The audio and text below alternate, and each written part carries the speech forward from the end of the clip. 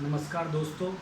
रीट के वो अभ्यर्थी जिन्होंने इंग्लिश को सेकंड लैंग्वेज के रूप में चुना है, स्पेशली उनके लिए मैं ये वीडियोस लगातार बनाता जा रहा हूँ। एलएचजी को लेकर हमने डिस्कस कर लिया है, लिटरेरी टर्म्स टॉपिक में एलएचजी पे चर्चा कर ली है, सोनेट पे भी हमने चर्चा कर ली है। अभी मैं आपको इस वीडियो में राइमिंग स्कीम के बारे में बताना चाहूँगा कि राइमिंग स्कीम कैसे निकाली जाती है। यदि वहाँ क्वेश्चन आ जाता है, यदि एक पोएम लिखी हुई आपके सामने आ जाती है और वो पूछ लेता है कि पहली 4 लाइनों की राइमिंग स्कीम क्या है या अंत की 4 लाइनों की राइमिंग स्कीम क्या है, तो मैं चाहता हूँ कि राइमिंग स्कीम के बारे में आपको पता लगे कि राइमिंग स्कीम क्या होती है और किस तरह से हम राइमिंग स्कीम एक सोनेट के अंदर निकालते हैं।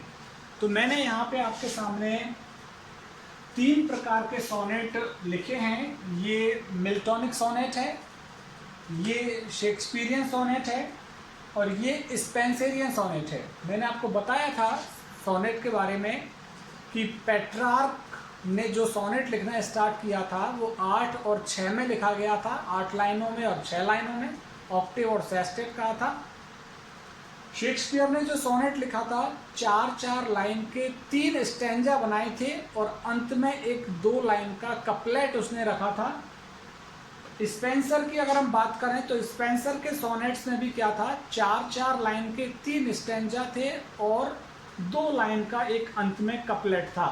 इसकी चर्चा हमने सोनेट, जब मेरे पिछला वीडियो था उसमें हमने चर्चा कर ली है।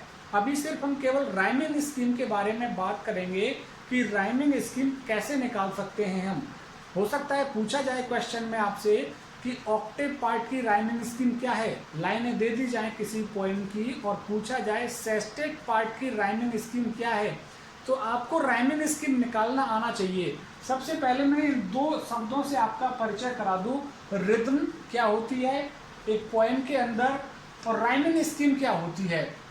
रिदम क्या होता है, repetition of sound at the end of a word. Rhythm किसी भी कविता के लाइन के अंत में जैसा शब्द की ध्वनि निकलती है उसी तरह की ध्वनि तीसरी या चौथी लाइन में निकलेगी। इस साउंड के लिए, रिपीटेशन ऑफ साउंड के लिए रिदम वर्ड यूज किया जाता है। एक जैसी ध्वनि की पुनरावृत्ति के लिए रिदम शब्द यूज किया जाता है और इसी रिदम शब्द से हम राइमिंग स्कीम निकालते हैं। जब रिपीट होता है एक जैसी ध्वनि की पहले लाइन में आ रही है ऐसी साउंड, ऐसी ही साउंड तीसरी लाइन में आती है, ऐसी ही चौथी लाइन में आती है, तो वो राइमिंग स्कीम बन जाती है। अभी देखिए मैंने जो ये सोनेट लिखा है ये पूरी लाइनें नहीं है, ये सोनेट की अंतिम शब्द हैं। सोनेट जो ये नाम है सोनेट का, ऑन इज ब्लाइंडनेस, आप इसे नेट पर चेक करिए, खोलिए इसे ऑन इज ब्लाइंडनेस बोल करके, तो पोएम आपके सामने पूरी खुलेगी। उस पोएम का अंतिम शब्द मैंने लिया है यहाँ पे, इस अंतिम शब्द से ही राइमिंग स्कीम निकलती है। उसी तरह से मैंने marriage of true minds, William Shakespeare का एक सोनेट है, उस सोनेट को आप खोलिए अपने मोबाइल में और जैसे ही उसको खोलेंगे उस मैरिज ऑफ ट्रू माइंड्स के ये अंतिम शब्द हैं। प्रत्येक लाइन का अंतिम शब्द केवल मैंने लिखा है, पूरी कविता मैंने नहीं लिखी है, तो ये अंतिम शब्द ही आपको राइमिंग स्कीम के लिए कारगर होते हैं। तो देखिए यहाँ पे किस तरह से राइमिंग स्कीम यहाँ पे मैं निकालता हूँ इसकी। Just take a look at the whiteboard. Spent, spent की आवाज आ रही है, ए मान लिया इसको हमने, स्पेंट। वाइड, स्पेंट से मैच नहीं कर रही है ये ध्वनि, तो इसको बी मान लिया हमने। हाइड, हाइड वाइड से मैच कर रहा है, हाइड की ध्वनि वाइड से मैच कर रही है, इसलिए इसको बी मान लिया। जहां पे ध्वनि एक दूसरे से मैच करेगी उसको हम वही अल्फाबेटिक लेटर वो दे देंगे उसको। अब देखिए बेंट, बेंट हाइड से मैच कर रहा है कि नहीं कर रहा, बेंट किससे मैच कर रहा है, स्पेंट से, तो ये स्पेंट और बेंट की एक जैसी ध्वनि हो गई। पहली 4 लाइनें जो हैं, पहली 4 लाइनों की राइमिंग स्कीम क्या बनी है आपके सामने, ए बी बी ए। अगली 4 लाइनों को देख लेते हैं हम। प्रेजेंट, प्रेजेंट किससे मैच कर रहा है, बेंट से मैच कर रहा है, वापस से ए दे दिया इसको। फिर देखिए चाइल्ड किससे मैच कर रहा है, हाइड से मैच कर रहा है, चाइल्ड की ध्वनि हाइड से मैच कर रही है, बी दे दिया इसको। डिनाइड किससे मैच कर रहा है, चाइल्ड से मैच कर रहा है, तो बी दे देते हैं इसको। प्रिवेंट किससे मैच कर रहा है, प्रेजेंट से, प्रेजेंट और प्रिवेंट की ध्वनि एक जैसी है, तो ये ए हो गया। यहां तक हमारा ऑक्टेव पार्ट हो गया। ये 8 लाइनें हैं पेट्रार्कन सोनेट की, कहें हम मिल्टोनिक सोनेट की कह सकते हैं, ग्रीक सोनेट की कह सकते हैं, इटालियन सोनेट की कह सकते हैं। तो ये अभी तक 8 लाइनों की राइमिंग स्कीम आपके सामने आ गई है, और वो क्या है, A B B A B B A, octave part. ये ऑक्टेव पार्ट की राइमिंग स्कीम आपके सामने निकली है। अब देखिए 6 लाइनें नीचे की जो बची हुई है, सेस्टेट पार्ट कहलाता है। ये वाला पार्ट सेस्टेट, कल के वीडियो में आपने समझ ही लिया होगा। ये सेस्टेट पार्ट है, इसकी राइमिंग स्कीम देख लेते हैं हम। नीड मैच कर रहा है क्या किसी से, प्रिवेंट से भी मैच नहीं कर रहा, डिनाइड से भी इसकी ध्वनि मैच नहीं कर रही है, तो इसको एक नया नाम दे देते हैं सी, क्योंकि ना तो ये प्रिवेंट से मैच कर रहा है ना डिनाइड से मैच कर रहा है, इसलिए क्या नाम दिया, सी। अब देखिए बेस्ट, बेस्ट मैच कर रहा है क्या किसी से, नीड से, प्रिवेंट से, डिनाइड से, किसी से मैच नहीं कर रहा, नया नाम दे देते हैं डी, सी डी। बाद में स्टेट, स्टेट किसी से मैच कर रहा है क्या, किसी भी ध्वनि से मैच नहीं कर रहा, ना तो ए की ध्वनि से मैच कर रहा है, ना बी की ध्वनि से मैच कर रहा है, ना सी की ध्वनि से, ना डी की ध्वनि से, तो इसको स्टेट को हमने क्या नाम दे दिया, ई। तो सी डी ई। वापस से देखिए स्पीड किससे मैच कर रहा है, नीड से, स्पीड नीड एक जैसी ध्वनि है, सी दे दिया इसको नाम। इसके बाद रेस्ट मैच कर रहा है बेस्ट से, तो डी दे दिया इसको नाम, और स्टेट से मैच कर रहा है वेट, तो इसको ई दे दिया। तो यहाँ पे राइमिंग स्कीम क्या निकल के आई है, A B B A, C D E. इस तरह से Petrarchan sonnet, Greek sonnet, Petrarchan sonnet, Greek sonnet, Italian sonnet और मिल्टोनिक सोनेट, उसकी राइमिंग स्कीम ये रहेगी, A B A, C D ई और सी डी ई। अब हम बात कर लेते हैं दूसरे सोनेट की, मैरिज ऑफ ट्रू माइंड्स। ये विलियम शेक्सपियर का है, इसको भी आप अपने नेट पर खोलें, मैरिज ऑफ ट्रू माइंड्स बोलकर पूरी कविता आपके सामने आएगी। मैंने कविता की प्रत्येक लाइन का केवल अंतिम शब्द लिखा है, इस अंतिम शब्द से ही राइमिंग स्कीम निकलती है। देखिए इसकी राइमिंग स्कीम निकालते हैं। माइंड्स, इसको ए दे दिया हमने, लव मैच नहीं कर रहा माइंड से, बी दे दिया, ए बी। फ्रेंड्स मैच कर रहा है माइंड से, माइंड्स फ्रेंड्स, वापस से ए दे दिया। लव से मैच कर रहा है रिमूव, ब की साउंड यहाँ पे आ रही है, ब की साउंड यहाँ पे आ रही है, ब और ब, बी दे दिया इसको। अभी मार्क, मार्क किसी से मैच कर रहा है क्या, मार्क को देखते हैं, मार्क किससे मैच कर रहा है, सी, किसी से मैच नहीं कर रहा, सी दे दिया। शेकन किसी से मैच कर रहा है क्या, अब तक के शब्दों में किसी से नहीं, डी दे देते हैं इसको। बार्क किससे मैच कर रहा है, मार्क से, सी दे दिया। शेकन किससे मैच कर रहा है, टेकन से, डी दे दिया इसको। चीक्स, चीक्स किससे मैच कर रहा है, देखिए किसी से भी मैच नहीं कर रहा, ई दे देते हैं इसको। कम किसी से भी मैच नहीं कर रहा, एफ दे दिया इसको। वीक्स किससे मैच कर रहा है, चीक्स से, वापस से ई दे देते हैं। और डूम,